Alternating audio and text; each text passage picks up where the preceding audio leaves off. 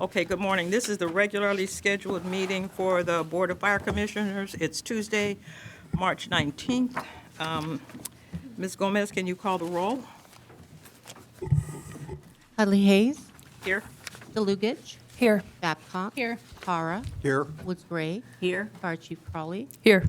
Deputy City Attorney Lyndon Nguyen. Here. You have a quorum. Thank you. Chief Crowley, can you open the meeting for us? Certainly. If everybody could stand.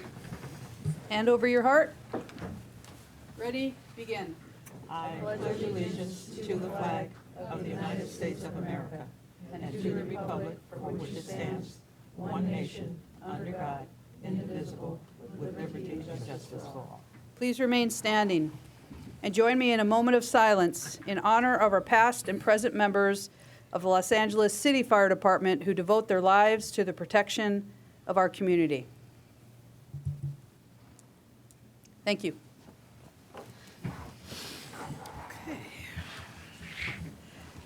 We are at that part of the agenda where we're going to have commission comments. Commissioners, Commissioner Hara? I was able to attend with the president the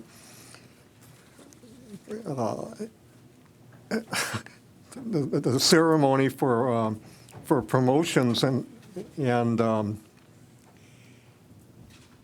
it was a great event for both our sworn personnel as well as civilian personnel, and I thought it was a great event. That the prior event had been canceled because of the tragedy that occurred that affected so many of our firefighters. Unfortunately, I'm not going to be able to make the next Fire Commission meeting because I'll be attending the event at the Woodrow Wilson Fire Academy, and so, but I will be representing the Fire Commission at that event. Any other commissioners that have comments? I want to thank you, Dr. Hara. Dr. Hara is our most active fire commissioner. He attends almost every event. He represents the commission. And the fact of the matter is, he will not be in this room at the next commission meeting, but he will be discharging his duty for all of us at the event that he is going to. Dr. Hara, I really want to thank you. He shows up for everything in his dedication to his work as a fire commissioner. So I want to thank you for that. And I don't want to hear him say, I won't be in this room. He won't, he will be in the room. Your presence will be in the room, but he will actually be doing something as a fire commissioner. So I just want to get that out of the way. So now we're going to go on to the report of the fire chief. Very good. Well, good morning, everyone. I'll be reporting on my meetings and events from March 6th through March 18th. As you may or may not know, it is this month of March is Women's History Month. So I kicked it off at March 6th, where I had the opportunity to represent the department at our Women's Wellness Workshop, in which the women of the fire service had hosted and invited upon the region, multiple female firefighters came across for additional training with the focus on mental health. It was a wonderful workshop, and I had the opportunity to spend some time there with those members. On March 12th, I had a training opportunity, and we pushed this training over to Chief Moore and his staff in our Equity and HR Bureau. It was Solidarity in the Fire Service. It was a virtual conference on diversity, equity, and inclusion. And Chief Moore and his staff were there on the virtual platform. Excellent training. The good news is they recorded all of it, so we're going to be walking through the trainings and see how else we can push that out to our overall membership. But a wonderful opportunity to learn a lot more about a very important topic. On March 13th, this was a really fun phone call that I received. This was from Congressmember Brad Sherman, who represents the 32nd District in California, and he announced that our fire department would receive $3 million for fire station renovations. So incredible news, a lot of support on the federal side. And thank you. And so great news. So we're going to have to be looking at a lot of different innovative ways to bring in funding to the department through the budget as well as outside entities. So that was a wonderful, wonderful announcement. And that was in collaboration with the IFF and UFLAC as well as Mayor Bass. So that's definitely a win for our department. On March 14th, we did talk about the promotional ceremony. I always have the honor, and it's a true privilege to get everybody together. We promoted 52 total members, starting with 8 of our civilian professional staff. We had 1 supermate, 1 helicopter pilot, 4 Inspector 1s, 3 Inspector 2s, 9 AOs, 10 Captain 2s, 9 Battalion Chiefs, 5 Assistant Chiefs, 1 Deputy Chief, and 1 Chief Deputy of Emergency Operations. So wonderful opportunity to see the families. Thank you for everybody for coming out and supporting us. We're going to continue to push on that arena. We know how hard people work to be successful through their promotional processes. On March 15th, I had the opportunity to speak at the Women's Uplifting Women event, and that was hosted by the LA City Women's Attorney Association, which had the opportunity to show up there, and this was honoring the work of the Downtown Women's Center. And just so you know, the Downtown Women's Center stands as a beacon of empowerment and a sanctuary for women from all walks of life. Its mission is to help women reset and equip themselves for success. It's a testament to the resilience of the human spirit and the it's a hard one to say, I'll just say, as they transform, power of compassion and support. So wonderful opportunity to come together with the city attorneys, and all for the right reasons. The Women's Downtown Center does amazing, amazing work, and I was proud to represent the LAFD. On March 15th, and this is what's so wonderful about these opportunities to speak to everybody about what's happening and how the department is actively engaged with and multiple layers. We had the opportunity to participate in our Chief Officers Association. They hosted an event downtown where they focused on the behavioral health of our chief officers, and it was a wonderful opportunity for everybody to come together.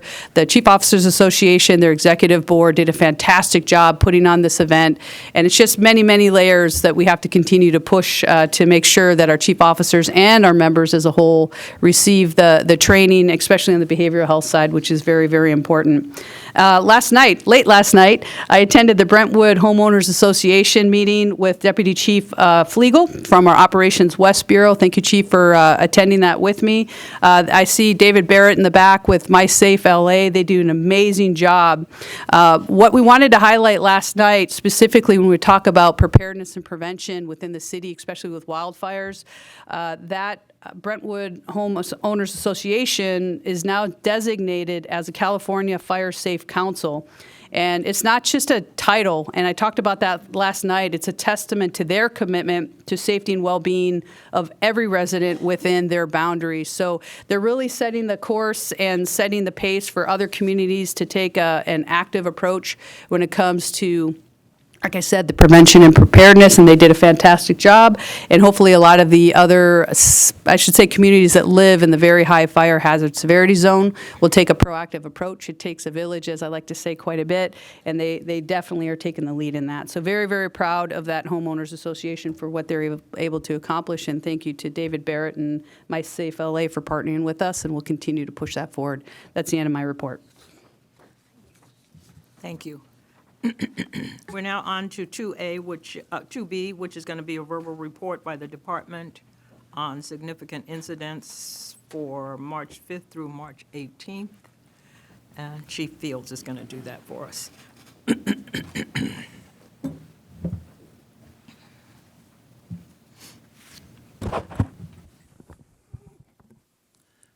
morning, everyone. Commissioner Hudley Hayes, Vice President DeLukich, Chief Crowley, Madam City Attorney, fellow commissioners, command staff, and guests. My name is Richard Fields. I'm a Deputy Chief in command of Operations Central Bureau, and I'll be reporting on an incident which became a major emergency structure fire on March 9th in our Bureau. On that date, just after 8 o'clock in the morning, LAFD resources responded to a report of a structure fire with persons trapped in the building. This occurred in the 1400 block of East Newton Street, which is located in Fire Station 14's first alarm district, and that's in Council District 14.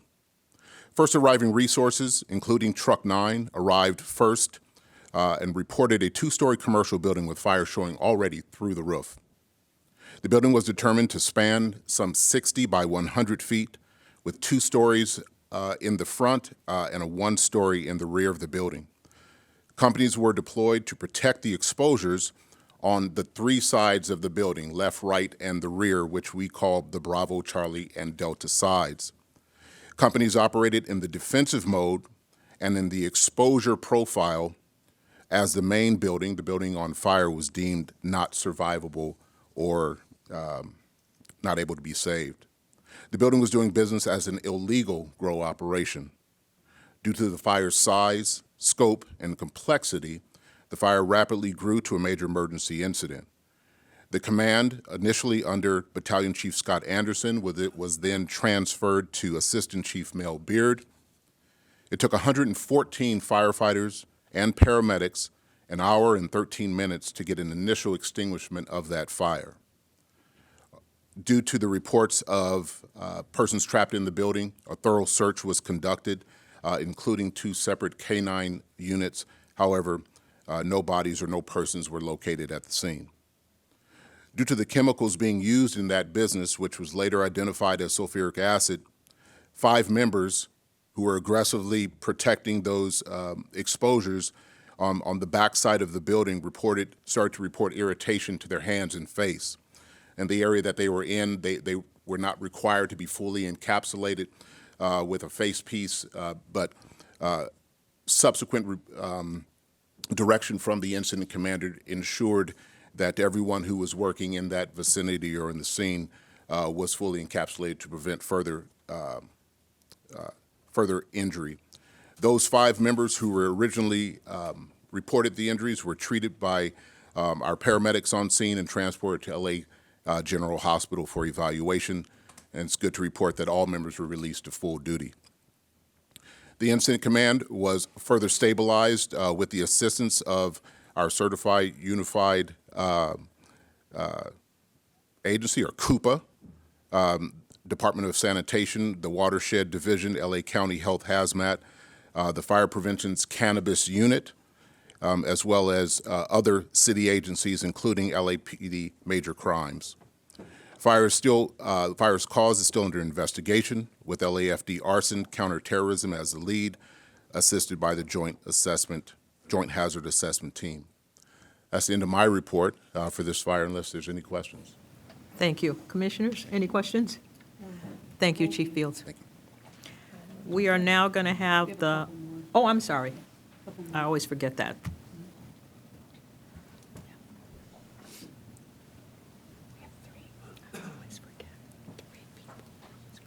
Good morning, Madam President Hudley Hayes, Vice President DeLucich, Commissioners, Fire Chief Crowley, Deputy City Attorney Nguyen, Letitia, command staff, and valued guests.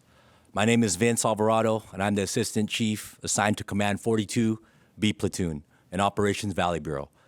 I have the privilege of presenting a significant incident that occurred in OVB that highlights the incredible work and compassion our women and men display every day while serving their diverse communities. At 11 a.m. on Thursday, March 7th, 2024, LAFD resources were dispatched to 7720 North Coldwater Canyon Avenue and Sun Valley, Council District 2, on a reported structure fire. Initial calls to 911 reported that there was a fire and that people were trapped inside. When firefighters arrived on scene, they discovered a 1-story single-family dwelling with heavy fire showing from the front part of the residence. Firefighters from Task Force 89 initiated an aggressive and well-coordinated offensive attack on the fire with a concentrated effort on a thorough search to locate anyone still inside the structure. After firefighters gained control of the blaze, they were able to locate and rescue 2 people who were found trapped inside of the burning home. 1 adult male was transported in critical condition, and 1 adult female, thankfully, had only minor injuries. Firefighters also rescued 3 pets from the house fire. 2 canines are doing well, but 1 feline is in critical condition. Upon their return from school, 2 young girls and 1 boy who lived at the residence were shattered by the tragic aftermath of the fire. Task Force 89 members were profoundly affected by the incident and the effects it had on the young children. They took it upon themselves to personally provide replacement clothing and toys purchased with their own money at a local Target store. The compassionate actions of our members, akin to these, often pass unnoticed as they tirelessly serve the diverse communities throughout the city of Los Angeles. At this time, we have a short video that encapsulates everything I just said. Structure fire at 89's first in.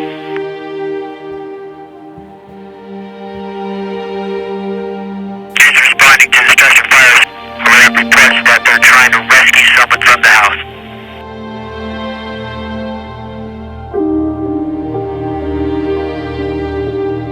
Got a 1-story single family dwelling. Heavy fire showing from the Alpha Bravo corner. Fire charges my CI copy. Bring 1 victim out.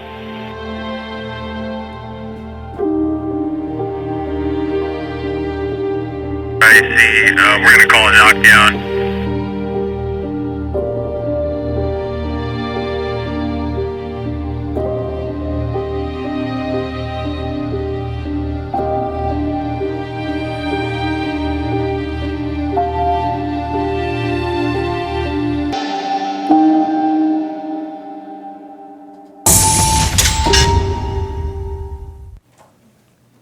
That's the end of my report, unless there are any questions. Thank you. I don't have a question, but I have a comment. This is why we do this in commission meeting. I know there are lots of people who watch and who sit in the audience and try to figure out why we do this at the beginning of every commission meeting, but this is why we do it. The thing that it said on the screen, that a lot of this stuff goes unseen and unheard and unthought about. I always want the public to be aware, very consciously aware of the trauma to our people. It's not just about tamping down a fire, but it's about the way they go about trying to heal those people who have lost a home, belongings, children who are devastated, about pets. That takes a toll on our people, on our firefighters. So I'm always glad when we know that we have mental health services available to them. But this is part of what we talk about when we talk about the burnout. And this is part of what we talk about when we say to ourselves that the city as a whole needs to see these things and understand, while I understand that you said that they're not looking for recognition, they're not looking for anything, this is just their job. But there are not a lot of us that get up and go to work every morning and have to face the fact that this might be our job, that we come out of our houses and we expect to have a peaceful, quiet day, and then something like this happens. So I want to reiterate, I don't do it at every commission meeting, but I do want people to understand why we do this. Thank you very much. That was an excellent report. Thank you. Thank you. Thank you. One more. Oh, One more on the you website. have, no, I remembered now. You're training me well. All right. Good morning, Madam President, Commissioners, Fire Chief Crowley, staff, honored guests. My name is Philip Flegel. I'm Deputy Chief assigned to Operations West Bureau, and today I'd like to highlight the outstanding job the LA City Fire Department and other cooperating agencies took care of this last Sunday for the LA Marathon. And just to touch on Madam President's comments just now, I think everybody on Sunday woke up, had their coffee, and saw there was a marathon, and it all happened, and it just went about their days. Well, I'm here to tell you that just doesn't happen by itself. The Los Angeles Fire Department, in coordination with Beverly Hills Fire Department, Los Angeles County Fire Department, and a number of other agencies, and a unified command with the Department of Transportation, LAPD, coordinated the 29th annual Los Angeles Marathon. 21,000 runners, wheelchair, and hand cycle participants participated in the 26-mile race through 3 cities of Los Angeles, West Hollywood, and Beverly Hills. There were no major incidents or disruptions. And at the very end result of all that, only 13 people were evaluated, and out of those 13, 9 were transported to local area hospitals with minor injuries. Let that all sink in a little bit.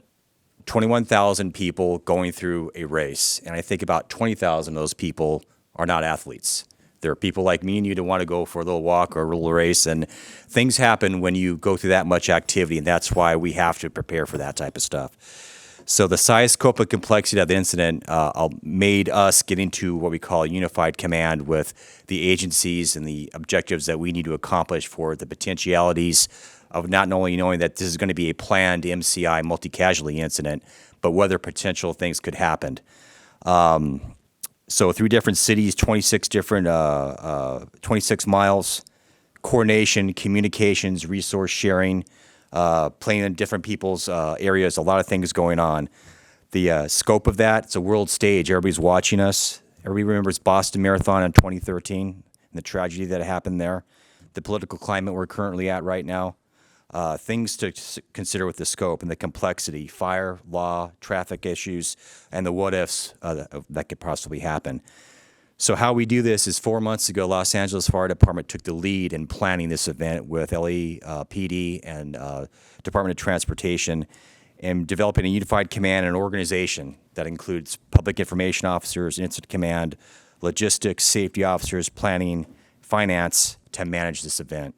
Objectives were developed, resources were committed, communication plans were developed, and this was all put into action over a series of months of planning meetings and probably put into action Sunday morning. The BAVF activity happened way early at 4 o'clock in the morning on Sunday and it concluded at 3 o'clock in the afternoon on Sunday with the result that I just explained to you. And again, the LAFD is I guess, the most well-known, at least this region, as planning for events and emergency activities.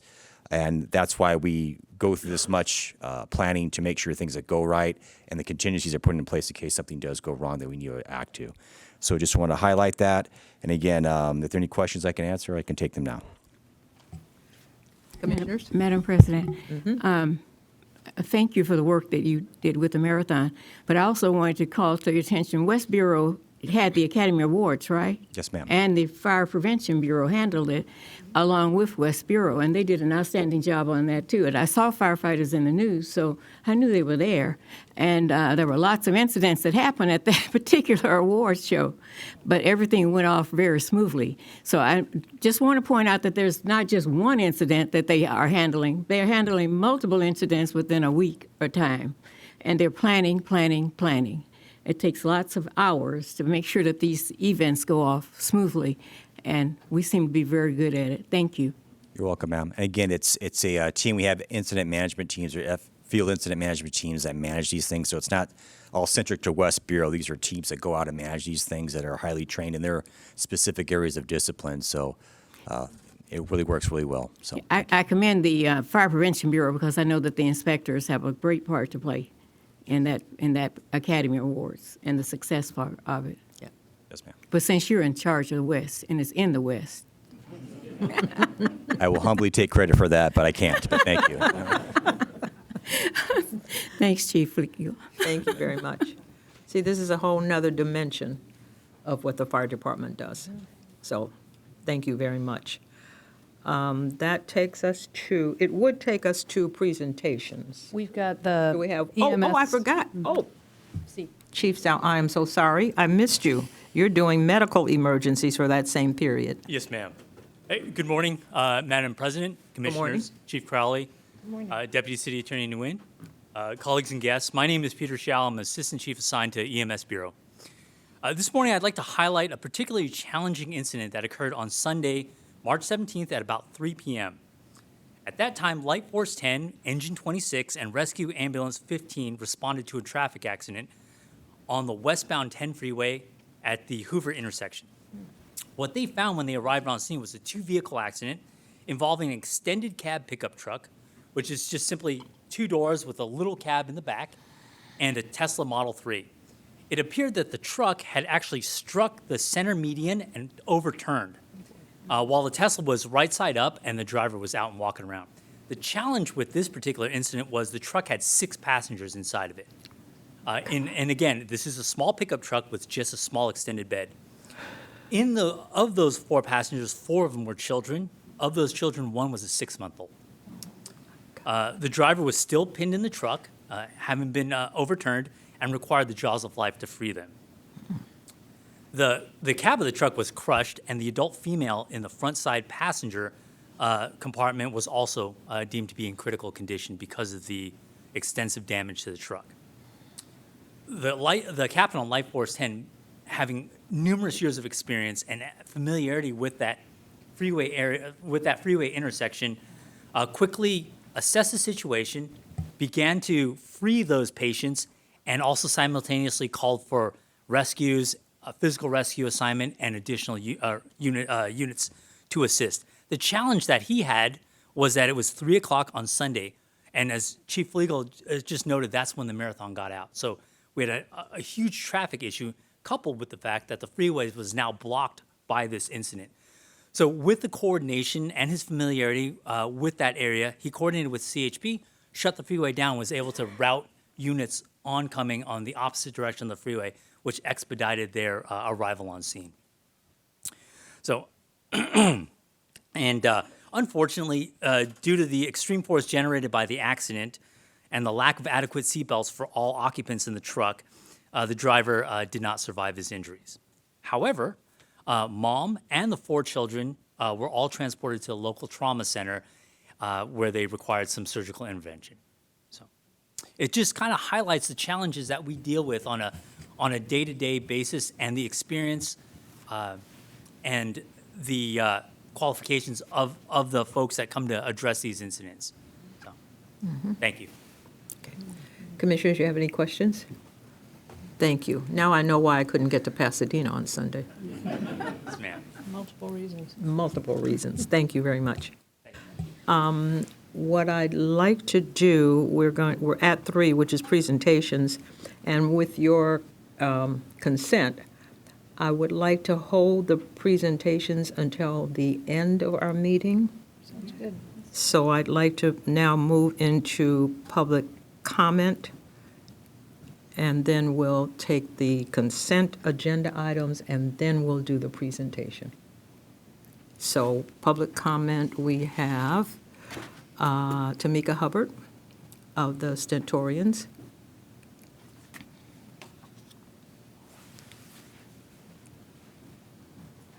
Good morning. Good morning.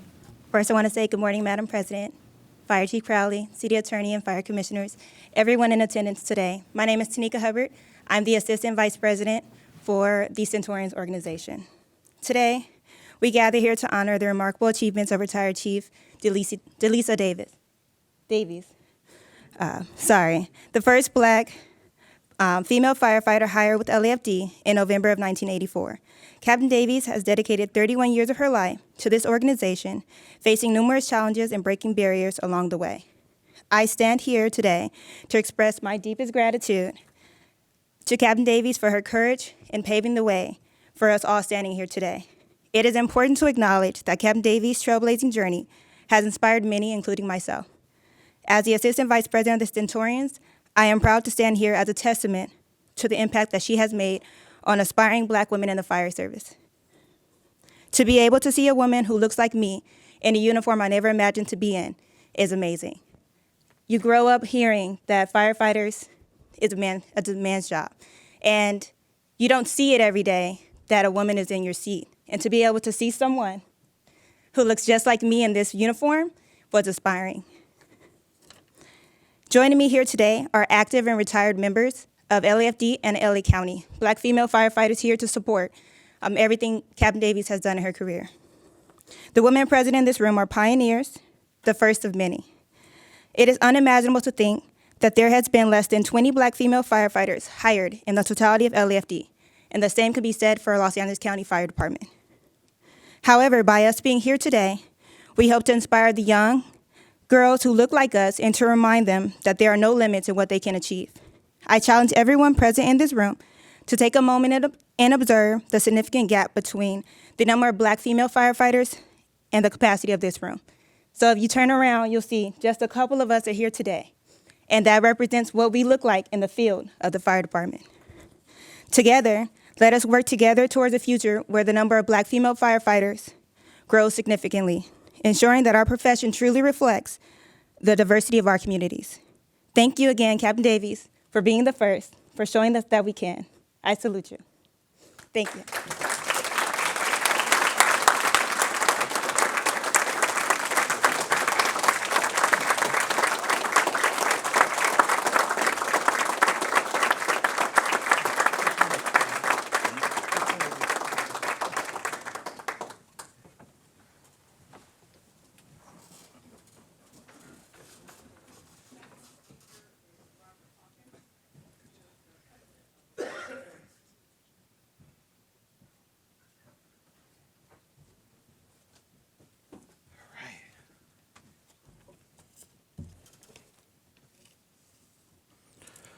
Good morning, Madam President, Janethia Hutley-Hayes, all fire commissioners, Fire Chief Christian Crawley, everyone in attendance, and last but not least, most importantly, retired Captain Delisa Davies.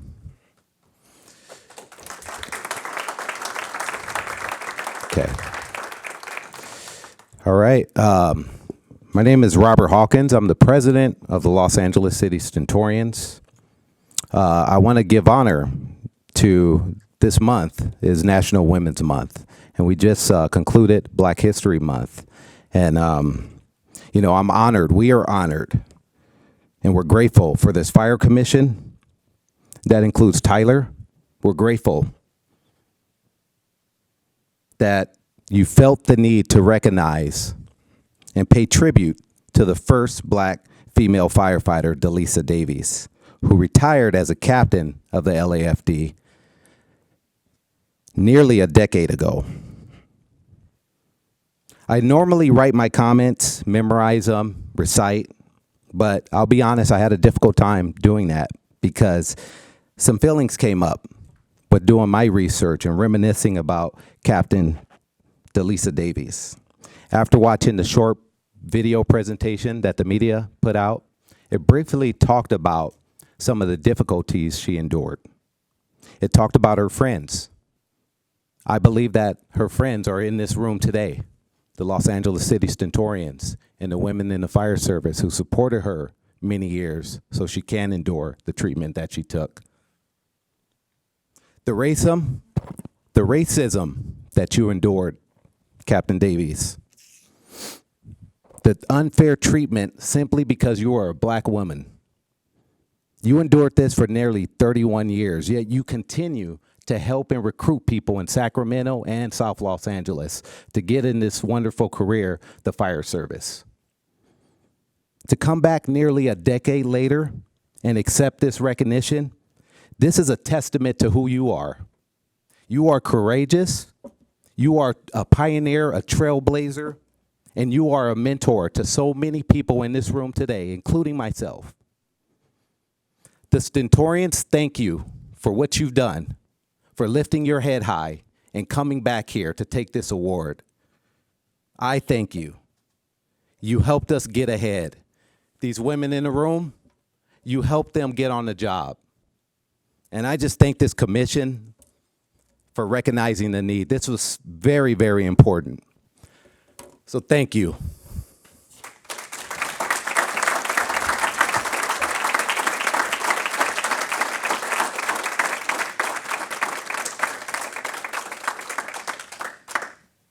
Ms. Gomez, these are the only two public comments? Okay.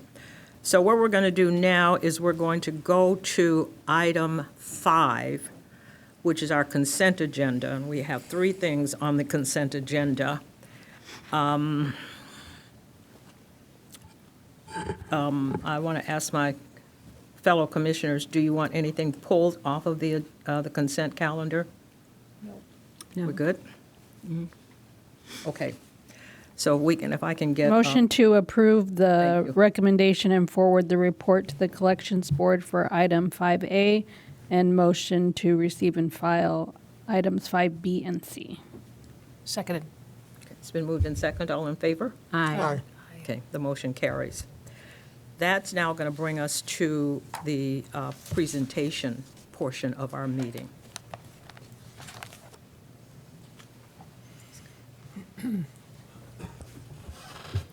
Good morning, Commissioner Hudley Hayes, Vice President DeLucich, Chief Crowley, City Attorney, Leticia, command staff, invited guests, and especially Captain Davies. Good morning. So I'm here today to recognize retired LFD Captain Lisa Davies. So at this time, would you please come up here and as we recognize you? My name's the chair, because she says.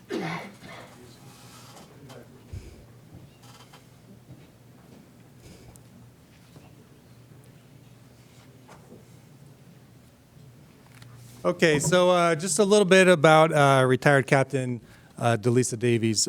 So she was the oldest of 8 children. born in Tucson, Arizona, and a recent retiree of the LAFD after 31 years of service. So this month, as we're recognizing Women's History Month, as stated here, she's also the first black female firefighter, so very significant in our department's history. So she had a love of basketball, volleyball, and softball, and was motivated to coach throughout her entire life. Delisa was also an Army veteran. Thank you for your service. I'm a Marine Corps as well. And she's a mother of one, and a nana of one, and an auntie of many. So in her first 22 years of service, they were spent in very high incident areas, including South Los Angeles, Boyle Heights, Lincoln Heights, and Highland Park. She represented many areas of Los Angeles where she grew up as a kid. Delisa was then asked by the fire chief to increase women and minority numbers when assigned to the recruitment unit. So during that assignment, she was involved in many successful programs, such as the mentoring program, the mock oral interview preparation, CPAP, which is a simulation exercise, the military recruitment program, and literature transition program, which also included high school outreach.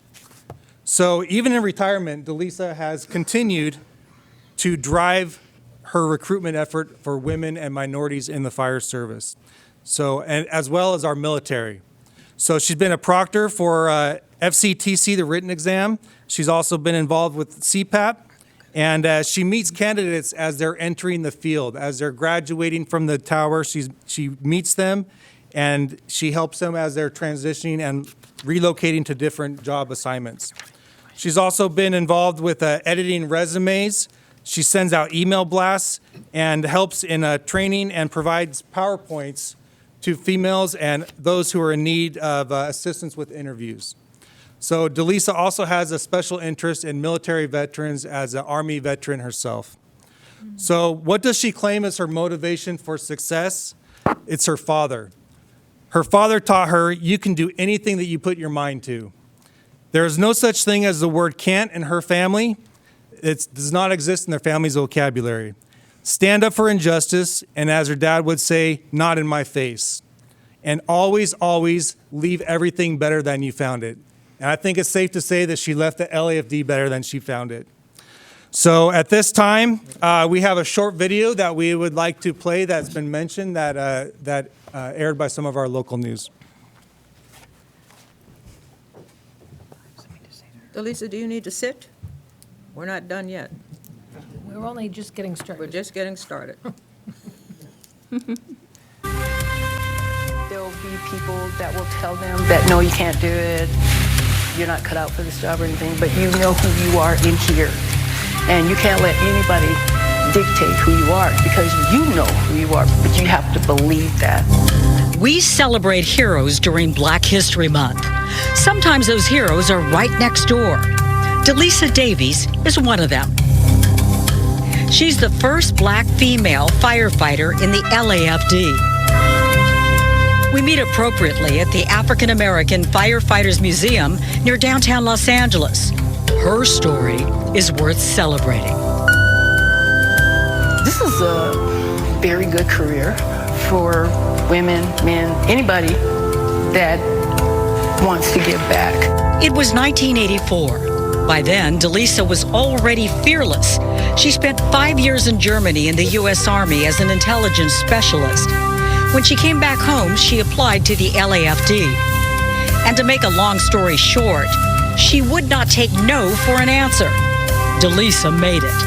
She was assigned to her old neighborhood in Crenshaw.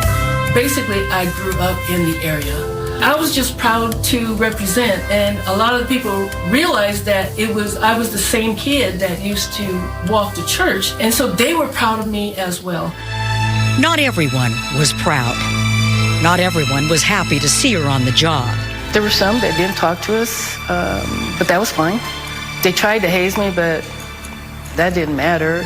Despite the obstacles, and with the help of friends, Delisa's career flourished at the LAFD. She was certified in just about every specialty and every piece of equipment. And yes, she even qualified to drive the truck. In 2009, after many difficult challenges and ordeals, she was promoted to captain. It was an amazing moment. So amazing, she didn't believe it. I thought it was a joke, really, because Chief McKnight called me and he was like, congratulations, you're promoted to captain. And I knew that they had failed me again, and so I was like, oh yeah, haha, because it was April Fool's Day. And so I kind of just thought it was a joke. And so I hung up, and I was, still doing my work. He called me again. If you don't get up here and get your badge, he was waiting for me upstairs. And so I was like, okay. So I went upstairs and I got my badge, and then I was like, okay, now what? Now what? Delisa points to Mayor Bass and Vice President Kamala Harris and tells me she's jazzed about the future. And Delisa helped pave the way. In Los Angeles, Laura Diaz, Fox 11 News.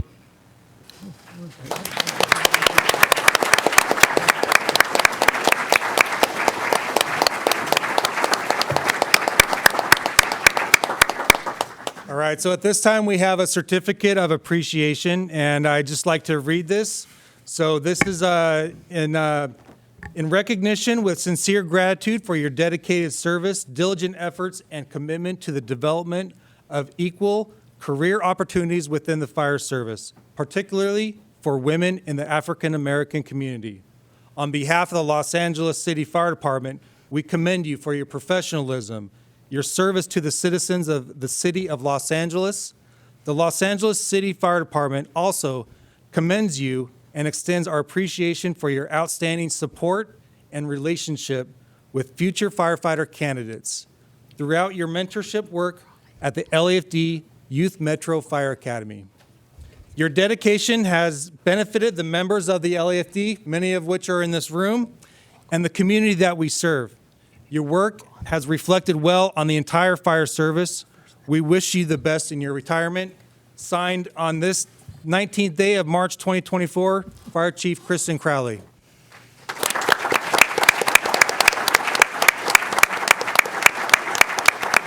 So, would you like to say a few? All right, well then we'll have Chief Crowley, would you mind saying a few words? I would love to, and I'm sure everybody else here would love to say a little something. So, Captain Davies, if you could just step up to the, you don't have to speak, but just to the mic so everybody can see you. I just want to do a quick little exercise. So, if people in the room, standing room only, by the way, and I'm not surprised by this at all, when you have a human being like you who has impacted so many people, if Captain Davies impacted your life, your career on a personal or professional way, please stand up.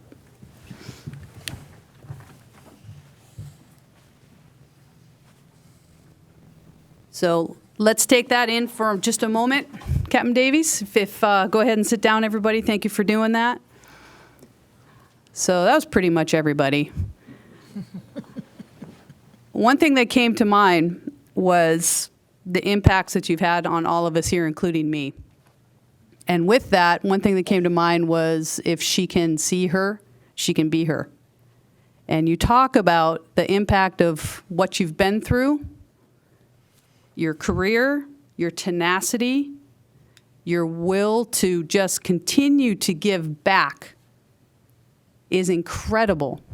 And you've been retired since 2015, I believe. You keep showing up to our youth development programs. I talked to one of our firefighters in the back over here, and he said, just gave me a quick little story and said that you showed up at, I guess it was a community college, and you said, I'm thinking about doing this, and guess who stepped up? Right here, Captain Davies. And actually, she squeezed his arm and said, you better start working out. Truth, right? That's the truth. So that's just one of hundreds, if not thousands, of people that you have impacted. We've got people from sworn, civilian, retired. We have retired Chief Barry here, our 15th fire chief. Thank you, sir, for being here to support us. You've got active members. I see some retirees in the back. And this is just a small little portion of people that you have impacted. So on behalf of our department, and specifically from me to you, thank you for who you are, for what you have continued to help us grow as an organization.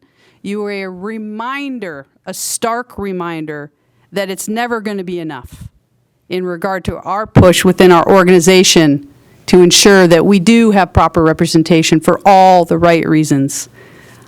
Very, very proud of you. Thank you for what you've done, and here's to a long and happy, healthy retirement, and please keep coming back. Thank you, Cap.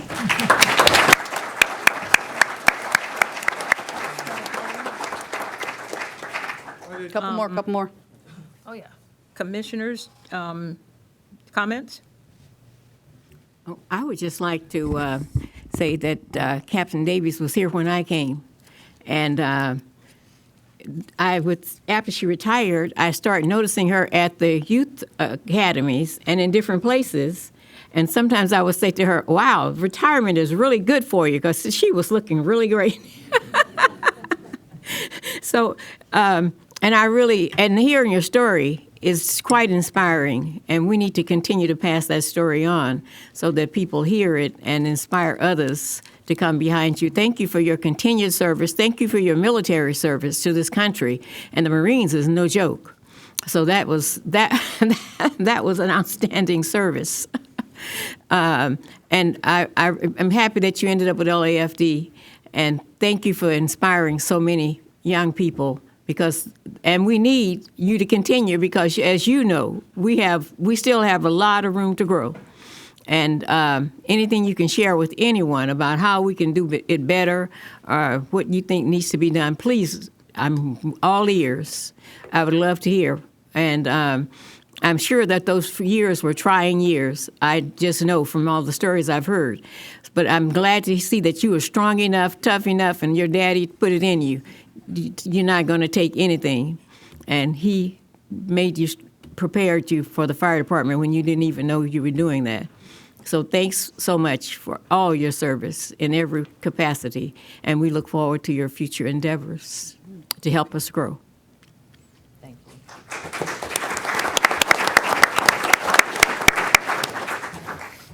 Commissioner DeLucich?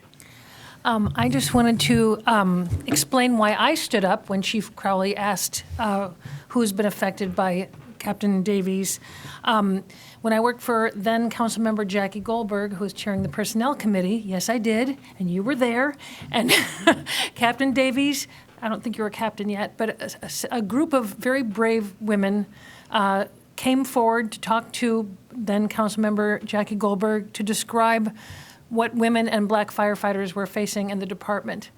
And they faced, we had to meet off-site. We met at Denny's and Jackie Goldberg's house, and we learned a lot, and that resulted in hearings in the Personnel Committee, that resulted in the Human Relations Development Commission, whatever it was. Anyway, we learned, so I so appreciate you were part of that group, and I cannot even imagine what it must have been like in those early days. But and we know we don't just need more women and black firefighters, but we need to change the culture, and it is changing, and we have a long way to go. And I hope you feel proud at the changes that are occurring and that will continue to occur under the leadership of our constituent groups and unions and our fire chief. So I just thank you so much. Oh, I wanted to say, sorry, that's why I wanted to be on the Fire Commission. That's why I begged Mayor Bass to put me on the Fire Commission, because of what I learned from you and some of those other women then called the Sirens in LAFD. So thank you for that, and I hope I can help achieve what you've been working toward. Thank you.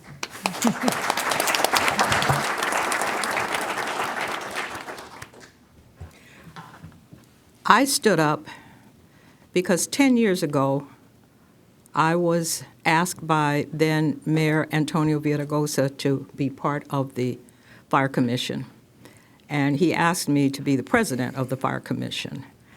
And I didn't have a clue. I didn't know anything about the fire department. All I knew was that the trucks were there and you were supposed to pull your car over to the right, because I'm 900 years old, and you learned that in high school, you know, when you had driver's education. People now just stop their cars in any just square, but you're supposed to pull to the right. So I didn't know anything about it. I'd never been into a fire station as a citizen. I passed by them, but I knew nothing at all about the Los Angeles Fire Department. And then I met Delisa, who mentored me, who explained things to me, who talked to me about the structural barriers, who talked to me about the challenges. But this woman also talked to me about how much and how deeply she cared about the Los Angeles Fire Department. No matter how often they rejected her, no matter how often she had to suffer what pilgrims suffer, which are the slings and the arrows in the back, because you're moving forward and everybody is behind you, so you get shot in the back. I could call her anytime, night or day. I could talk to her offline. And what impressed me most about her was that she was not angry, and she was not hostile, and she did not feel that the things that she was going through in the fire department were not going to, in fact, help other people not to have to go through what she went through. I became a better commissioner. I became a better president. I got a better vision of the fire department, where it was, where it needed to go. And Delisa, I want you to hear me say that I'm back after 10 years. Obviously, I'm a glutton for punishment. And I still carry with me all of those lessons that you taught me, all of the things that I learned. And that is part of what makes me who I am as a black woman, because I watched you and I understood what it was that you were doing. So I want to read something. I am probably the most radical person on the Fire Commission, but I want to read something to you from, what? I don't know about that. Well, yeah, that's true. You're pretty radical yourself. Angela Davis was always a person who I really respected and admired. She was one of my professors when I was at UCLA. And here's what she said about black women. She said, black women have had to develop a larger version of our society than perhaps any other group. They've had to understand white men, white women, and black men. They also have had to understand themselves. When black women win victories, it is a boost for virtually every segment of society. And for me, that's who you are. And so I am very happy to be part of a fire commission, and I want to recognize Chief Crowley, because it is because of her that we were able to put this together. And after almost a decade, have you come back to the home that you left 9 years ago and be honored in this way. And so I want to recognize that, Chief Crowley, you can have an idea, but it's the chief that has to actualize that idea. So no matter what kind of idea we have, it is to Chief Crowley's credit that she said, it's time, it's past time. And I just wanted you to know the impact that you had on my life.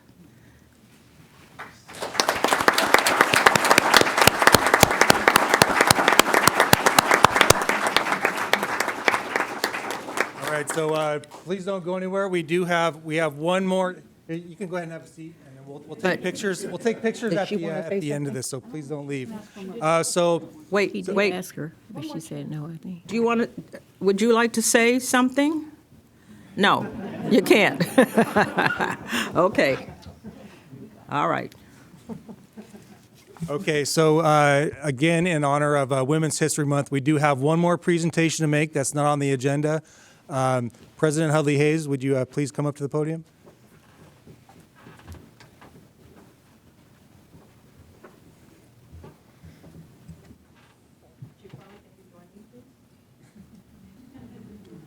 Not sure.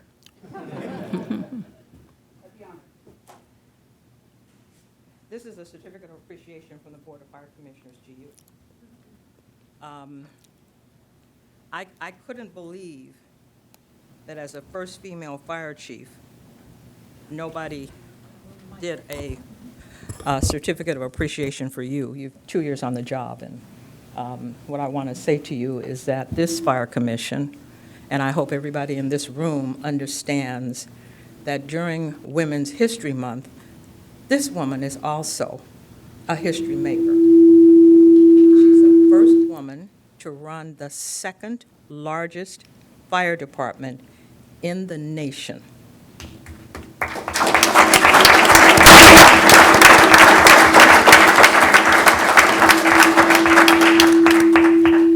Even though this is Women's History Month, Chief Berry was the first black fire chief of the Los Angeles Fire Department. We should recognize that.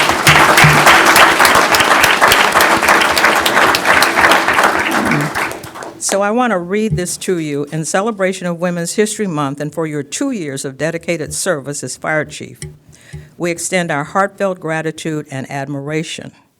Your leadership, vision, and unwavering commitment have significantly improved our community and the Los Angeles City Fire Department. We are privileged to have you as a leader and look forward to your continued positive impact in the years ahead. I would like to say personally to everybody who's in this room, if you're not understanding Chief Crowley's vision for this fire department, you need to make sure that you talk to her so that you understand that. I hear people all the time saying to me, well, where's she going? What's she trying to do? What does she want to have happen? What I'm saying to you is that those are foolish statements. This woman has stood before you for 2 years, and she has explained to you who she is, where she's going. Get on board or get out of her way. I am astonished by the number of people who keep saying to me, but Commissioner, we don't know where she's going. Everybody in this room knows where she's going. So you're either going to push her from behind and help her, or you're going to hold your hand out and you're going to pull her forward, or you're going to be in the way. And I have talked with Chief Crowley enough times to understand that in her way is not a good place to be. So I want to thank you for your courage, for what I know about you, for the relationship that I have had with you, the courage that you have to say, I'm going to change the climate and the culture of 50 years of unwillingness. Is like putting a 3,000-pound rock on your back and trying to go uphill. And I think I speak for all of the commissioners. We have part of that rock with you, and we're going to support you. The mayor's going to support you, and I am looking forward to the next 3 years of the ride with you. Thank you, ma'am. Thank you. You didn't have to do that.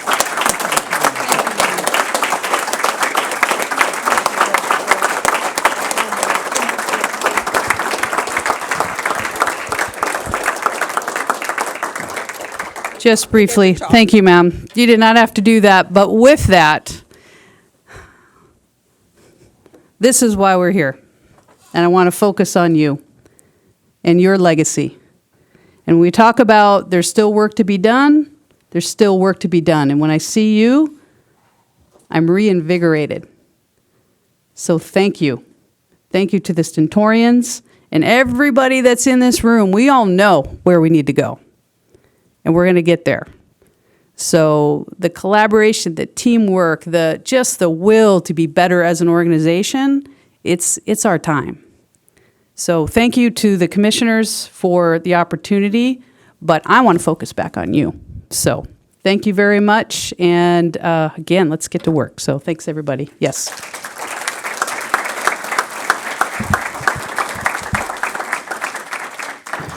I think the Stentorians, Robert, do you? We have one more presentation, Madam President. Okay. If that's okay. It's fine. Can I have Tanika Hubbard Lark, firefighter Lark, come up here.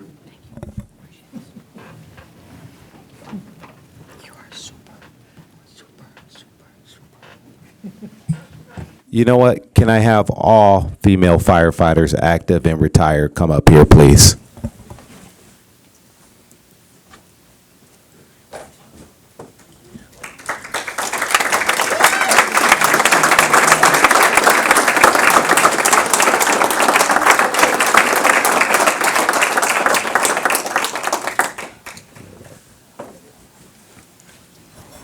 Okay, this is firefighter Lark.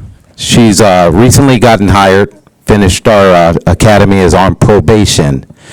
It was extremely important that we have her here this morning because I wanted her to have the opportunity. She was scheduled to work. I wanted her to have the opportunity to sit here and shake Captain Delisa Davis' hand for being the first black female firefighter on this job. So let me introduce you. This is Captain Delisa Davies. This is firefighter Lark, one of our recent hires and recent Centurion members.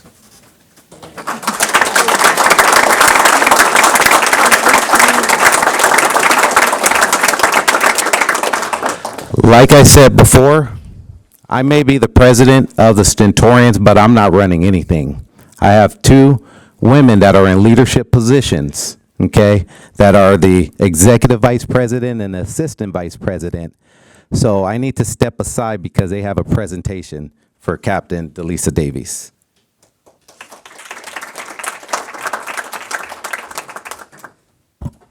Hi, Cap. I know my speech earlier, I was a little bit more emotional than I expected to be, but it's my honor to be able to present you with an award of appreciation because you've sacrificed numerous years for us to be here. You've dedicated your career for recruitment, retention, and promotion. You are an example of who we want to be and who we strive to be. And today, as the Stentorians, we would like to recognize you for all of your efforts. So, thank you.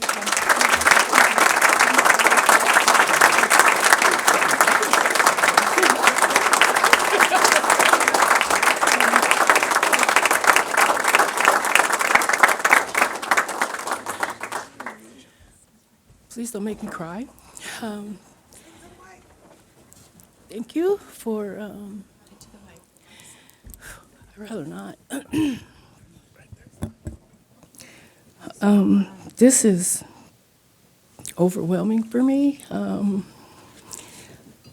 usually in the background, and I will be in a couple seconds, but I just want to tell everybody thank you and for letting me represent the fire department and you putting up with me and surviving Delisa Davies. Thank you.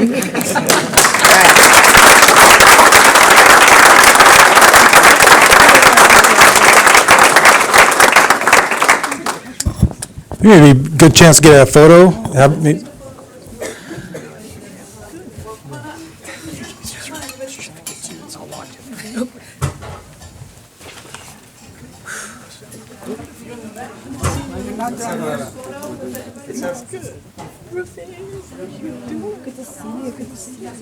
Come on up. You're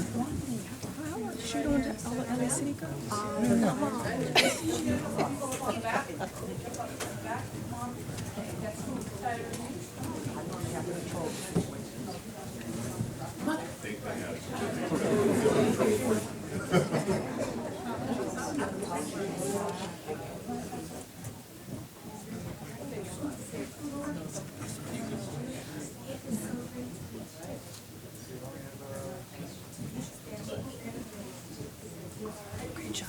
Wonderful thing. Thank you. I want this picture. Everybody look here. Ready? 1, 2, 3.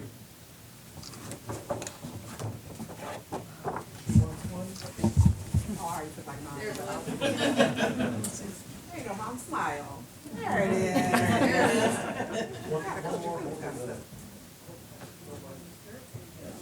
See that beautiful smile. One more. Here we go. 1, 2, 3.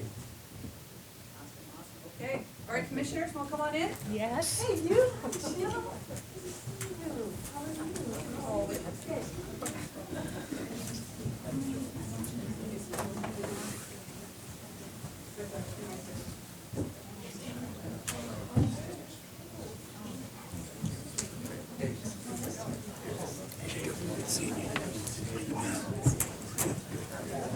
Here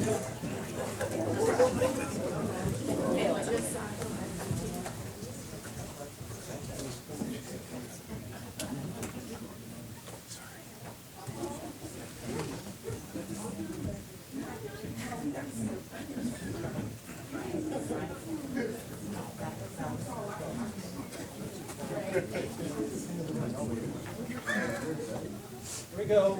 Ready? 1, 2, 3. Can we get the family too? Yes. Okay, now everybody out and the family come in?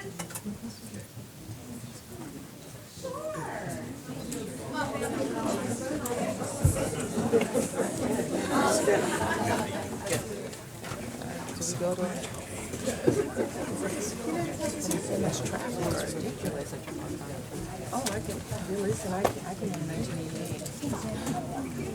So, yeah, I was like a week behind them. They separated. It's actually Tanya first.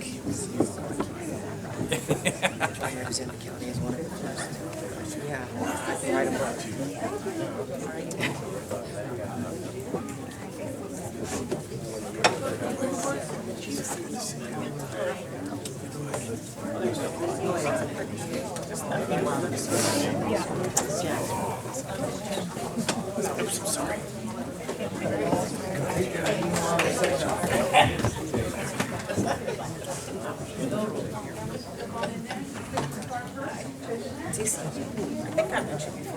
Everybody ready? Here we go. 1, 2, 3.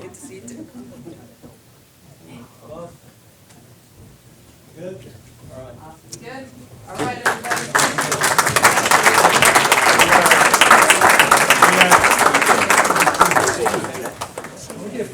Chief Barry, so we get all the first. Chief Barry, do you mind getting a picture up here too? We'll get 3 first. Take that thing off. He's no visitor. No, he's not.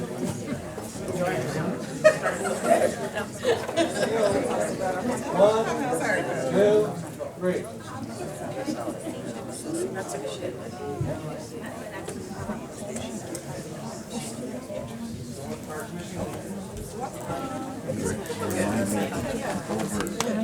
I know. Those are some tough times. Are things better now?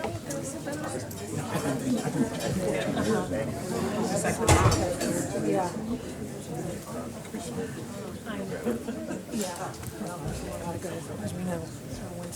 It's always a battle.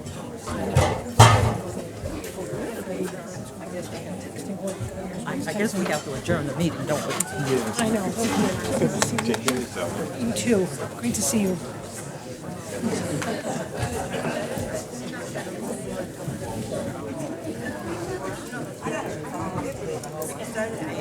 Okay. So we're all excited because we want to chat with Delisa and with each other, but I think what we have to do is I need a motion to adjourn the meeting. So moved. Second. It's been moved and seconded. All in favor? Aye. Meeting is adjourned. Now we can have fun.